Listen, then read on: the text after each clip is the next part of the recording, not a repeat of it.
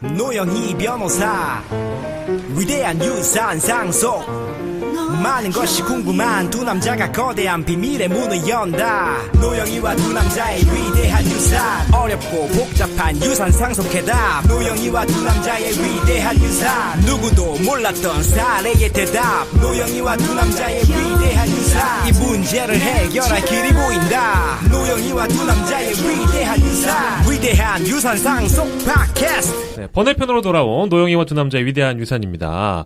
최근 들어서 이슈가 될 만한 사건을 좀 갖고 왔죠?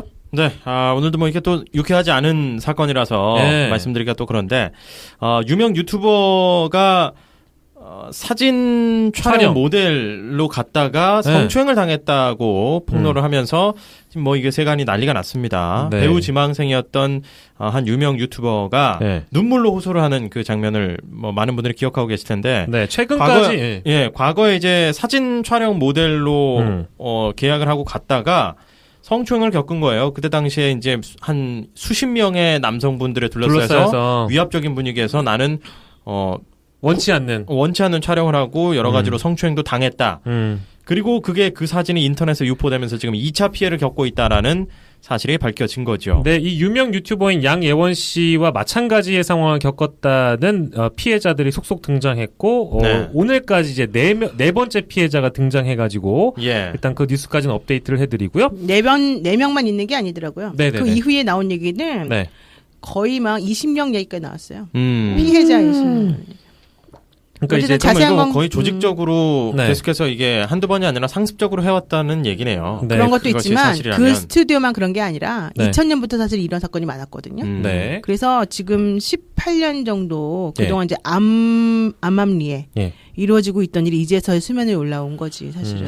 이게 다 뭐 배우 지망생이나 남성분들 뭐 입장에서 어때요? 한번 양심 고백 한번 해보세요. 아니, 그러니까 두 분 다 어떠세요? 이런 데 가봤어요, 안 가봤어요? 솔직히. 안 가봤어요. 진짜 가봤어요. 그럼 이런 제안을 받아봤어? 어떤 제안이요? 이게 그 사진 작가 동호회를 중심으로 해서 이런 일이 벌어지는 건데 여기에 참여할 남자들을 모집한다. 참여할 사진 작가님들을 모집합니다. 무슨 스튜디오 이렇게 나와요. 거기 키워드가 섹시 19.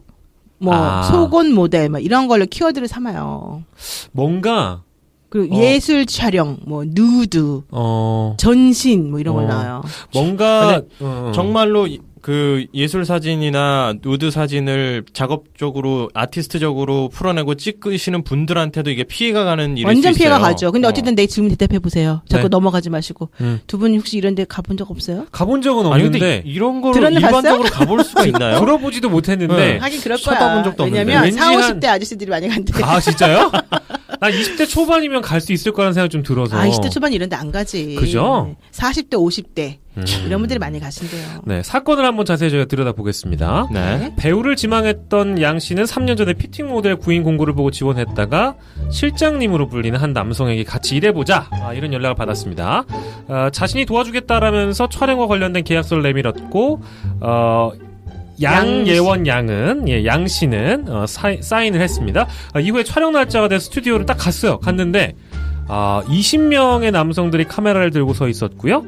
실장님은 자물쇠까지 채워서 문을 걸어 잠궜다라고 주장을 하면서 페이스북에 이러한 사실을 담은 영상과 글을 올렸어요. 구체적인 이 피해 사실의 내용은 촬영 당시에 실장님이라는 분이 의상을 갈아입고 오라면서 노출이 굉장히 심한 속옷을 건넸다는 거예요. 네. 양 씨가 이제 촬영을 당연히 거부했겠죠. 근데 그 실장님으로부터 되레 너 때문에 저 멀리서 온 사람들은 어떡하냐? 저 사람들 모두 회비 내고 온 사람들인데 너한테 다 손해배상 청구할 거다. 고소할 거다. 내가 아는 PD나 감독들에게 다 말해가지고 너 배우 데뷔도 못하게 만들어 버릴 거다. 이런 협박을 했다라는 거죠. 지망생이다 보니까 이런 협박에 흔들릴 수 있을 거라는 생각을 조심스럽게 좀 해보고요. 아직까지는 의혹이고 주장이니까. 자, 사건이 커지자 수사가 시작됐고요. 이 A 스튜디오 운영자가 5월 22일 오전에 경찰에 출석했습니다. 마포경찰서가 어떤 혐의를 적용했을까요? 성폭력 범죄 특례법 위반, 카메라 등 이용을 해서 촬영을 했다. 강제추행 그리고 협박 혐의로 B 씨와 C 씨를 각각 피고소인과 피혐의자 신분으로 조사를 하고 있다고 합니다. 이 B 씨와 C 씨는요, 2015년 7월 피팅 모델 촬영을 빌미로 양 씨와 또 다른 여성분이죠, E 씨를 서울 마포구 합정역 소재 A 스튜디오로 끌어들인 뒤에 20여 명의 남성들과 함께 이들을 협박해서 노출 사진을 찍거나 강제추행한 의혹을 받고 있습니다. 여기서 이 씨는 이소연 씨를 말하는 거죠? 아마도 그런 것 같아요. 근데 이분 말고도 네. 미성년자인 또 다른 여성이 나타났어요. 아, 네, 이 뭐 스튜디오의 10몇 살에, 예. 피해자였어. 그러니까 예. 다른 스튜디오의 피해자인 UXX님 말고 예. 다른 또 미성년자 한 분이 또 나타났는데 이거 이외에도 사실 되게 많은 사람들이 이제 요즘에 계속 얘기가 나오고 있다. 이렇게 아시면 될 것 같아요. 아까도 이제 그 노변이 언급을 했지만 이 사진 동호회 40대에서 50대로 이루어진 남성들이고요. 이런 남성들이 20명이 있었기 때문에 어린 분들이 좀 촬영을 그 자리에서 바로 거부하기 힘들었을 거다.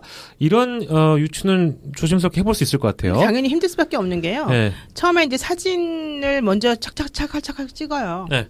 그러면서 네 얼굴 내가 다 찍어놨다. 그리고 이제 네 이 사진이 다 내가 뿌릴 거다. 예. 이런 협박을 해요. 예. 그럼 당연히 못 도망가겠죠. 근데 네. 계약서나 동의서 같은 게 촬영 전에 혹시 이루어지진 않나요? 이런 경우? 아까도 그랬잖아요. 저희가 계약서 들이밀어서 실장님한테 사인했다 그랬잖아요. 근데 그 계약서 내용이 아시다시피 그냥 되게 애매하게 써 있어요. 그래서 예를 들면 그냥 원하는 포즈를 취해준다 뭐 이런 식으로 써 있어요. 아, 진짜 모호하게 적용이 예, 되네요. 예. 그리고 거기에다가는 또 나쁜 계약 조항이 하나 들어가는데 네. 만약에 이 계약을 위반할 수 있는 위반하면 뭐 위약금으로 몇 배를 물고 또 더 중요한 건 우리들이 뭐 이 스튜디오를 말하는 건 아니에요. 네. 이런 종류의 곳이 내놓은 것이 바로 우리들이 네 사진을 유포해도 좋다. 그런 상업용으로 독소 조항까지 다 넣는 거예요? 상업용으로 유포하겠다. 이런 내용이 들어 있어요. 그게 법적으로 그게 적용이 될 수 있는 계약서예요? 만약에 아무리 어긴다 하더라도. 위력에 의해서 너무 불공정하게 된 계약 아닌가요? 그러니까. 그건 이제 계약서의 내용이 뭐 오케이든지 뭐든지 상관없이 강요죄로 할 수 있느냐 없느냐 이제 그런 문제가 되는 건데 예. 이제 또 하나 생각해 볼 것은 과연 그런 내용의 계약서가 유효하냐 유효하지 않느냐. 그러니까 예.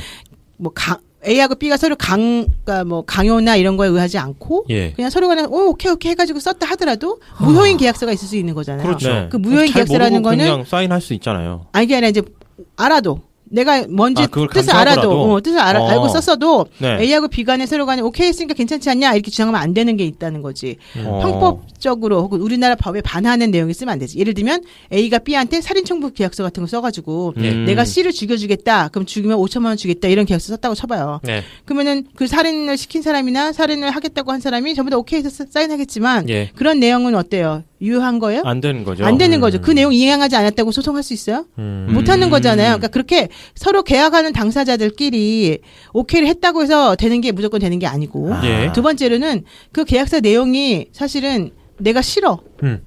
그렇지만 일반적으로는 뭐 가능한 내용이야. 예를 예. 들면 내가 뭐 이제 가슴을 노출하는 사진을 찍겠다. 예. 그리고 그 가슴 노출하는 사진에 대해서는 나는 뭐 이제 일정 기간 누군가 보유하고 있는 정도는 오케이 하겠다. 예. 이런 내용 썼다고 쳐봐요. 예. 그거 가능해요, 안 가능해요? 그것도 아닌 것 같은데. 그치. 그럼 가능하지. 왜 그게 안 가능해? 가능해요? 그럼요. 나 이거 안 될 것 같은데 이게 아니 가능해요? 내가 모델이야. 네. 그리고 김징여 씨가 사진 작가야. 네. 난 너무 내가 예뻐. 가지고 나 막 좀 노출하고 싶어. 나 좀 찍어주세요. 나 예쁜 이 몸을 나는 이 젊었을 때 그 몸을 난 사실은 조금 간직하고 싶어요. 이러면서 네. 찍어달라 그래. 네. 가능해 안 가능해요? 그건 가능한데 그걸 왜 그게 바로 작가가 왜 보유하고 있는 그러니까요. 거를 계약서에 또 명시하나요? 보유하고 그건 자기네 마음이지. 근데 뭐 법적으로 큰 문제는 없으니까. 없죠. 근데 쌍방이 뭐가 합의했고, 문제가 되냐면 아까 말한 그 성폭력 처벌에 관한 특례법 위반 그 카메라 등 촬영 이용죄에 해당이 되는 것은 예. 첫 번째는 그런 식의 허락을 받지 않고 그냥 사진을 찍는 것 자체가 잘못이다. 그러니까 나는 싫다 그러는데 막 그렇게 찍어버려. 그럼 당연히 그거는 성적 수치심을 느낄 수 있는 그런 상태의 사진이니까 당연히 안 되겠죠. 그렇죠? 네. 그게 바로 형사대로 문제가 되는 행위죠. 두 번째로는 찍는 것까지는 오케이를 했어. 그런데 나는 남들에게 이걸 보여준다는 유포, 반포 이런 거는 하고 싶지 않아. 그럴 수 있잖아요. 그쵸, 예.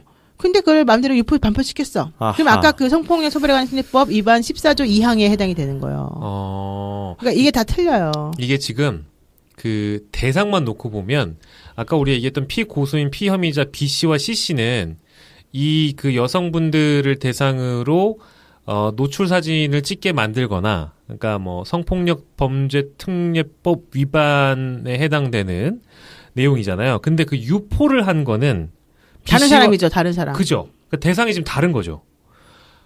그래서 그 사람이 그러잖아. 당당하게 그 실장이라는 사람이 네. 내가 유포시켰냐. 내가 안 했다. 나는 계약에 의해서 찍고 뭐 다른 나는 내가 없다, 계약 이거구나. 이행했을 뿐이고 나는 아무것도 잘못한 게 없는데 왜 나를 자꾸 고소하냐 이런 얘기를 그동안 계속 해왔던 거고. 예. 그래서 경찰은 지금 유포자를 찾겠다라고 하는 거잖아요. 그러면 유포자는 유포자대로 찾아야 되고 이 강제성이 있었는지 없었는지에 대한 여부를 또 판단을 해야 그렇죠. 되는 거잖아요. 그것도 역시 또 피해자가 사실은 주장해서 경찰이 입증해서 법정에 세워야 되는 거죠. 무슨 근거와 증거를 그러면 보통 그러니까 예를 들면 이런 비슷한 CCTV가 사례 있으면 좋겠지. CCTV? CCTV가 근데 없겠지. 그 당연히. 스튜디오 내에 오래 없겠죠. 지났으니까요. 네. 3년 지났잖아요. 네. 또 하나는 거기 있던 목격자들이 있겠지. 20명 정도. 근데 있으니까. 목격자들이 자기네들이 다 했다고 하겠어? 이구동성으로 공범일 텐데. 다 사실은. 실장님하고 같은 말 그러지. 하겠지. 만약에, 예. 네. 그럼 사실 증거가 없는 거죠. 그러면 이거 어떻게 되는 그럴 거야? 때는 일반적인 성폭력 사건과 비슷하게 요즘에는 피해자가 뭐 하려고 그런 부끄러움을 무릅쓰고 그런 걸 하겠냐. 그리고 피해자의 진술이 일관된다. 예. 그때 상황이 맞는 것 같다. 네. 이제 이런 식으로 판단을 해버려요. 증거가 없잖아요. 근데. 그래서 어떤 경우는 증거가 없다. 아까 우리 지금 박상송님 말하는 것처럼 예. 증거가 없는데 무슨 소리냐. 직접 증거가 뭐 있냐. 예. 그냥 그 여자 말만 어떻게 믿냐. 네. 그러면 그 사람은 왜 3년이나 있다가 이제 와서 갑자기 그 얘기를 터뜨리느냐. 야, 그게 이거 그렇게 전형적인 미투 얘기랑 비슷하다. 그렇게 싫으면 예. 그 사람은 그 즉시로 나와서 신고를 하든지 그렇지. 그렇게 했었어야 되는 거 아니냐. 그렇죠. 왜 갑자기 이제 와서 이러냐. 이거는 이 여자가 워크아웃 신장 가진 거다. 네네네. 이렇게 주장하는 거예요. 그 그렇죠. 여러분이 묻고 판사라면 싶었겠지. 여러분이 그- 판사라면 판사라면. 어느 쪽에 손을 들어주겠어요? 그래서 나는 이제 성폭력이나 이런 미투 운동 관련된 사례들은 철저히 피해자 중심으로 출발하는 게 맞다고 그렇게 생각해요. 해요. 지금 그래서 피해자 중심으로 하고 있는데 네네. 또 한편으로 생각하면 피해자라고 해서 피해자로 스스로 이제 얘기되는 사람이 무조건 다 옳은 건 또 아니잖아. 그렇죠. 그러면 무고가 어디 있겠냐고. 억울할 그러면. 수 있어요. 어떤 차. 그러면 남자분들 자기네들 안 당해봐서 지금 그러는 거죠. 내가 아까 우리 그 차 사고 낸 사람들처럼 네. 딱 페인팅 모션만 시작해가지고 사실은 가해자로 인정되는 경우도 많다고 아까 그랬잖아. 그렇죠. 그러면 이런 사건 같은 경우에도 피해자가 무조건 말만 하면은 무조건 피해자 말만 믿어야 돼요? 그럼 우리 가장 현명하고 예예. 나한테 경험 물어보지 많고 마세요. 우리가 근데 그렇지, 노 물어보려고 변호사님 이거 어떻게 해야 됩니까? 그러니까 기본적으로 이제 계약서 예. 내용을 꼼꼼히 살펴봐야 되고 네. 계약서 내용이 너무 애매하게 되어 있는 거는 그것이 의미하는 바가 무엇인지를 명확하게 다시 써달라고 하고 예. 그리고 거기에 대해서 뭐 정 안 되면 동영상을 찍든지 예. 둘이서 이제 계약하는 그 과정을 녹취를 하든지 네. 아하. 그런 걸 해놔야 되는 것이고 음. 더 중요한 건 그렇게 했는데 촬영장에 가면 또 틀린 행동을 나오니까 예. 거기 가서 또 다시 촬영하는 장면에서 만약에 좀이라도 본인이 생각하는 거랑 틀리면 예. 무조건 거절의 의사를 표시하고 나와야죠.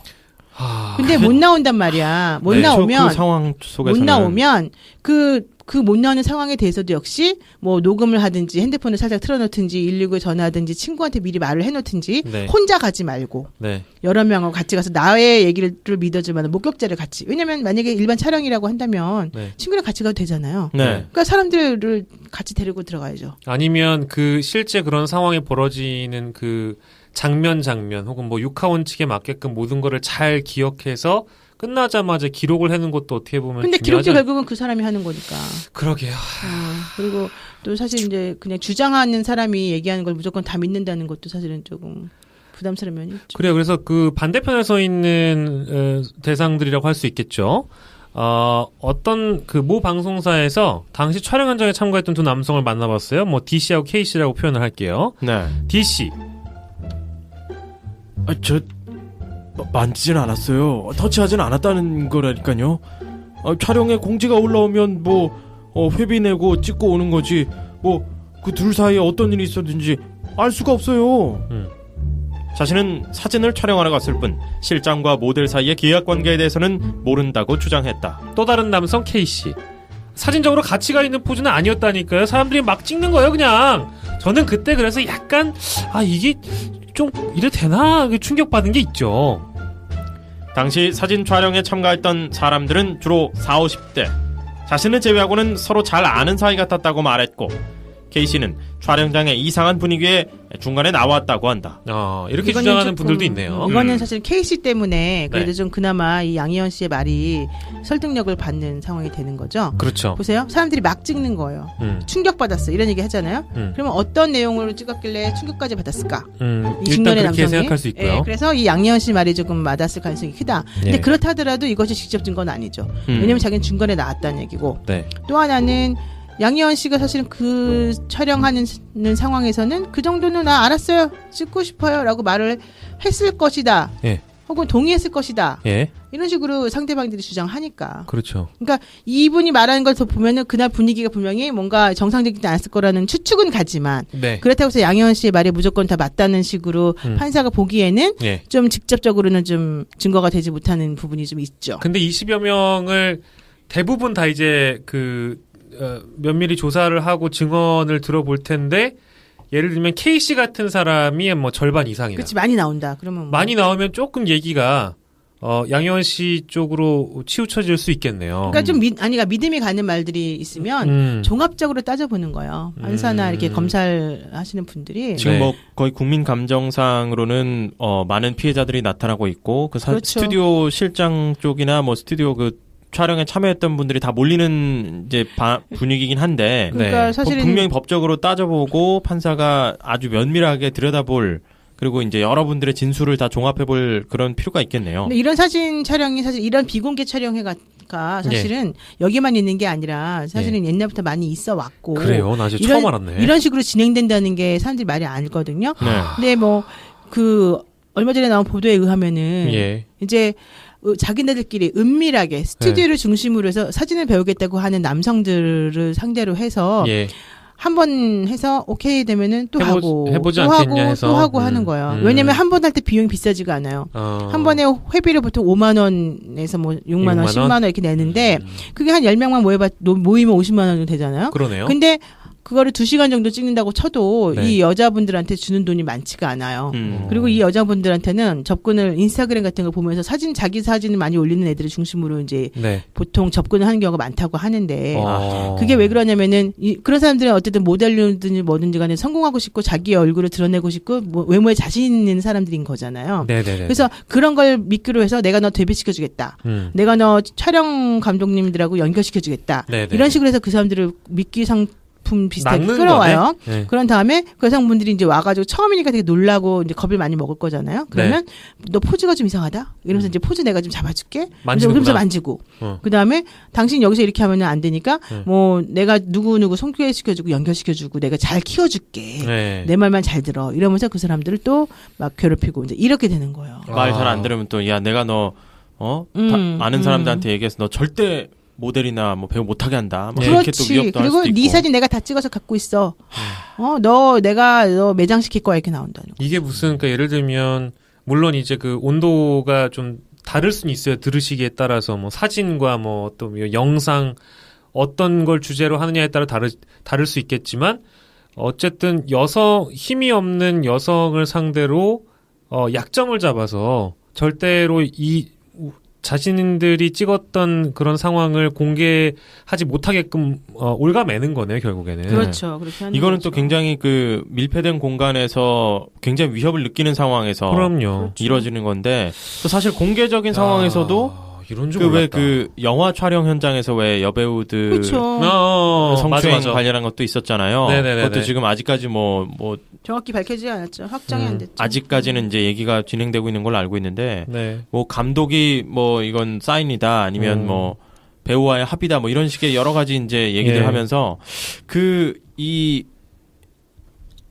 굉장히 지금 미투로 다 묶기에는 여러 분류들이 있을 많이 거고 세세하게 그런 것들이 있을 텐데 이거 진짜 참 나올 때마다 근데 너무 마음이 어렵습니다. 아픈 게 사실은 근데 이런 게 또 이제 사실은 되게 또 정상적으로 정말 하시는 잘 하시는 분들도 분들도 있어요. 많이 있고 또 좋은 스튜디오도 많이 있고 예. 사실 이제 프로필 사진 같은 건 좀 찍어서 자기 예쁜 모습을 남기고 싶은 욕구가 여자들 많이 있는데 그걸 나무랄 수는 없잖아요. 예. 근데 마치 이런 것 때문에 그런 생각 가지는 것만으로도 해픈 여자가 되는 것처럼 혹은 이제 그런 취급을 당해도 되는 것처럼 여겨지는 게 사실 가장 문제라고 하는 것이고 네.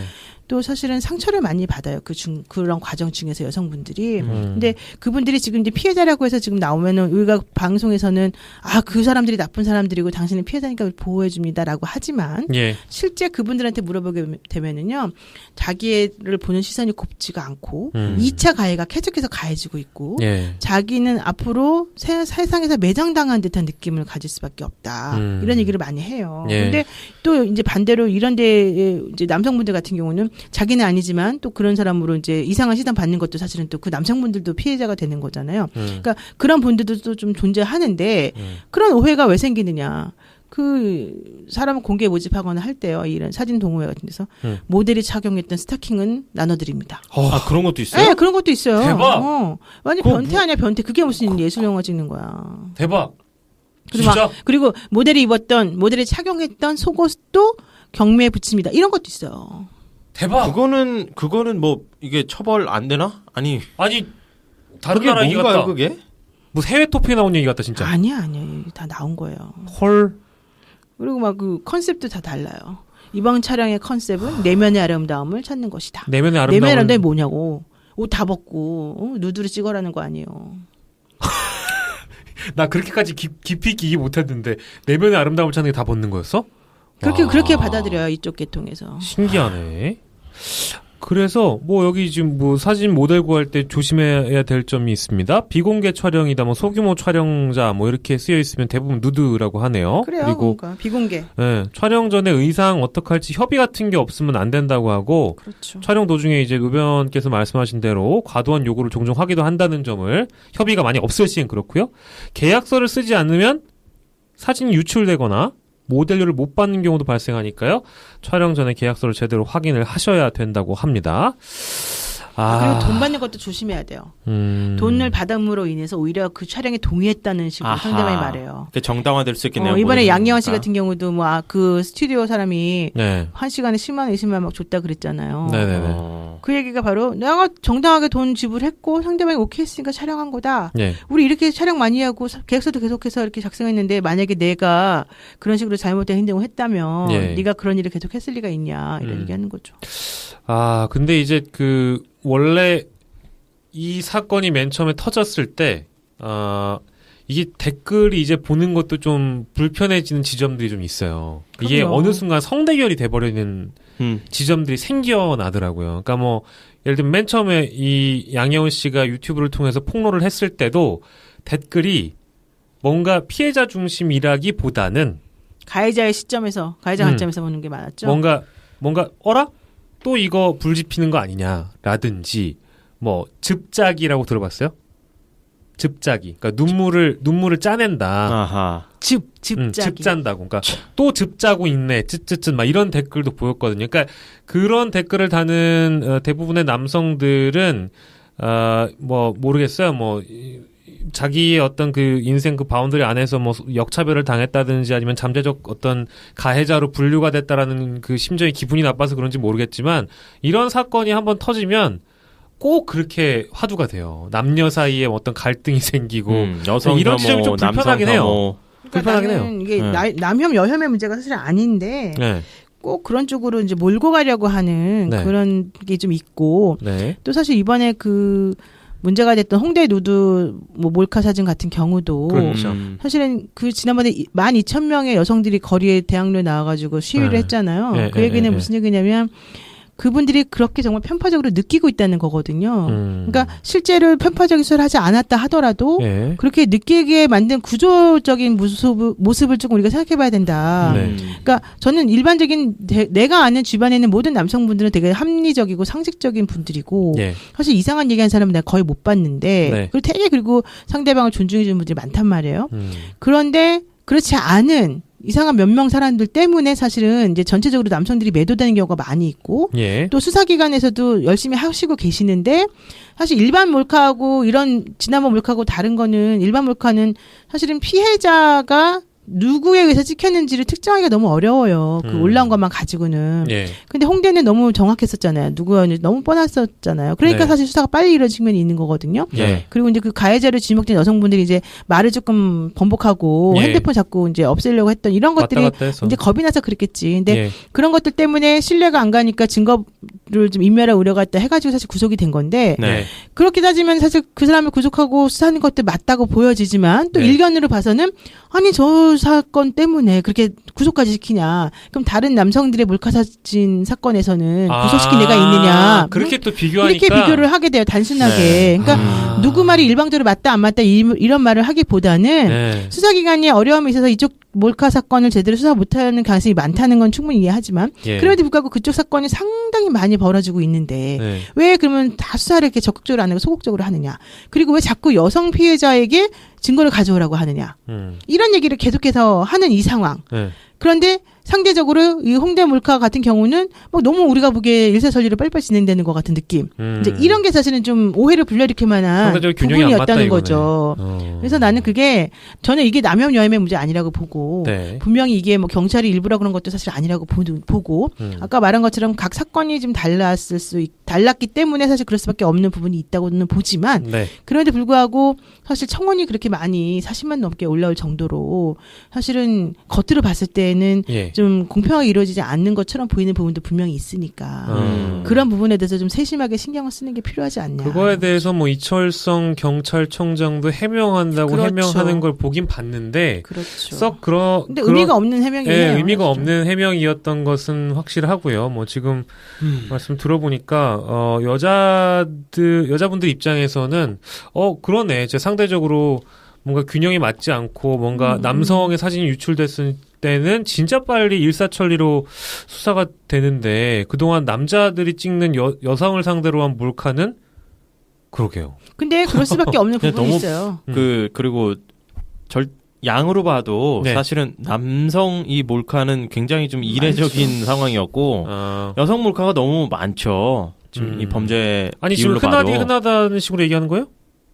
아니 지금 우리 아니야 그냥 얘기한 거야. 네. 아니, 그러니까 여성을 대상으로 하는 몰카는 네. 왜 수사가 어렵냐면 은밀한 그 남성들이 많이 보는 사이트에서 유통이 되는 경우가 많잖아요. 네. 그런데 그 배경이나 이런 것들을 어느 장소에서 언제 찍힌 것인지 특정하기 어려운 부분이 많아요. 네. 그러면 여성분들이 나중에 그걸 알고서 이거 수사를 의뢰한다 하더라도 예. 사실은 몇 날, 몇 월, 며칠, 몇 시에 어디에서 이런 일이 벌어졌는지를 알아야 예. 그때 내가 누구랑 같이 갔었나 이런 걸 확인할 수 있는 거잖아요. 네. 근데 그런 거를 사실은 찾아내는 게 첫 번째 너무 어렵고 그거를 분석해서 하기가 예. 두 번째로는 실제 그런 식으로 해서 그 남성분이 누군지를 대강 알았다 하더라도 예. 그 남성이 정말 그걸 올렸는지 딴 사람이 유통시켰는지 그 누가 했는지를 찾아내기가 어려운 거예요. 근데 홍대 몰카 사건 같은 경우는 장소가 특정됐잖아. 그치 그 안에 인원이 있는 그 거니까. 안에 한 일시를 있고. 특정됐잖아요. 그리고 더 중요한 건 홍대라고 하는 곳에서 적극적으로 이거를 잡아달라고 지금 엄청나게 그때 열심히 했었어요. 학교 차원에서. 근데 일반적인 다른 몰카 사건은 적극적으로 잡아달라고 하는 피해자 말고 예. 사실 그런 사람이 없었어요. 그러니까 이게 다 이렇게 비교를 해보면 사실 다 그럴 만한 사정이 있긴 있지. 또 그러네요. 근데 그런 것들을 또 생각을 하다 보면 사실은 좀 이상하다 이런 생각도 안 할 수가 없잖아요. 여성이기 이전에 우리 또 변호사로서 상대적으로 또 소외감을 느낄 만한 여성들에게 이러한 사연도 있었다라는 점을 조목조목 설명을 좀 해드렸어요. 네. 얘기를 하다 보니까 뭐 이제 좀 광범위하게 미투 운동 이야기로 나갈 수도 있는데 시간 관계상 저희가 마무리를 하자면 그렇죠. 하나 말하고 싶은 게 있어요. 네, 말씀하십시오. 이걸 자꾸 남성 혐오, 여성 혐오로 몰고 가지 않았으면 좋겠어요. 네. 이건 사실 그런 문제는 아니고요. 남성 입장에서도 자기 여자 형제가 있고 여성 어머니가 있고 다 그렇잖아요. 네. 근데 이게 성대결로 가다 보면은 사실은 본질에서 벗어나는 구조가 돼버리기 때문에 그러면 네. 안 되고 누구라도 이런 피해를 당하면 안 된다는 그런 생각을 가지고 접근하는 게 맞죠. 네. 이번 한 주도 다양한 이슈로 주제를 또 얘기를 나눠봤습니다. 오늘은 또 번외편으로 미투에 관련된 유튜브 성추행 유튜브 유명 유튜버인 양혜원 씨의 성추행 사건을 다뤄봤고요. 법률 상식을 저희가 좀 여러분들과 얘기를 나눠봤는데 번외편에서는 최근 이슈되는 문제들의 법률적인 부분들을 살펴보고 있습니다. 여러분들도 혹시 뉴스를 보시다가 요건 좀 궁금하다, 좀 더 자세히 알고 싶은데 노변에 확실한 솔루션이 필요하다, 네. 이런 것들이 있으면 언제든 카카오톡 플러스 친구로 메시지를 보내주셨으면 좋겠습니다. 네, 팟빵 파티로 댓글도 많이 달아주시고요. 또 뭐 혹시 저희 이의를 제기하실 부분들 네. 있으시다면 왜 자꾸 이 얘기를 하지? 네. 누가 이의를 제기했나 보죠? 이도 댓글로 달아주세요. 그러니까요. 혹시 네. 있으시다면 예. 우리 노변께서 내가 해야 돼? 네, 명쾌하게 답을 주실 겁니다. 네, 저희는 다음 주 이 시간에 다시 네. 돌아오도록 하겠습니다. 여러분 다음 주에 봐요. 안녕. 안녕. 노영희 변호사 위대한 유산상 속 많은 것이 궁금한 두 남자가 거대한 비밀의 문을 연다. 노영희와 두 남자의 위대한 유산, 어렵고 복잡한 유산 상속해답. 노영희와 두 남자의 위대한 유산, 누구도 몰랐던 사례의 대답. 노영희와 두 남자의 위대한 유산, 이 문제를 해결할 길이 보인다. 노영희와 두 남자의 위대한 유산, 위대한 유산 상속 팟캐스트.